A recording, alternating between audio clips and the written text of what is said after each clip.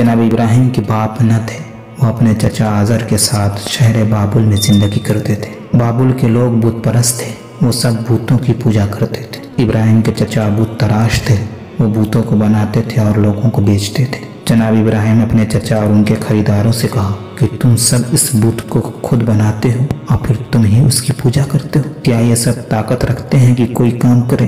वो सब कहने लगे कि हमारे बुजुर्ग लोग भी यही करते थे। उसके बाद भूतों को बुत खाने में रख दिया गया। जनाब इब्राहिम उनकी बेवकूफ़ियों से बहुत नाराज़ थे।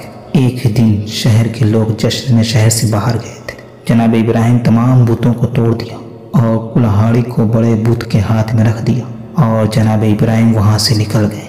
जब लोग वापस आए तो बहुत नाराज़ हुए और कहा कि ये काम इब्राहिम का काम है। नमरूद के हुक्म से इब्राहिम को दरबार में लाया गया।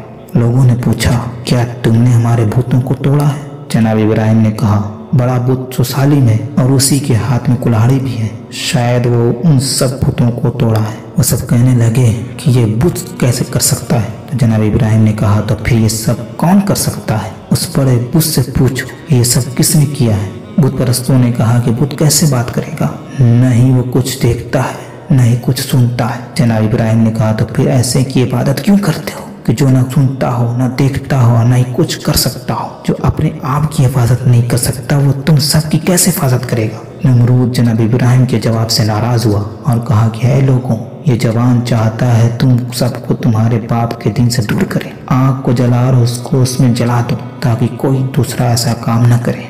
जनाब इब्राहिम को आग में डाला गया, लेकिन आग जनाब इब्राहिम का कुछ नहीं बिगाड़ सकी। जनाब इब्राहिम सही और सालिम आग से बाहर आए। लोगों ने एक दूसरे के कान में कहने लगे कि तुमने देखा, उसके खुदा ने उसकी हिफाजत की है, उसका खुदा आग को सर्द कर सकता है।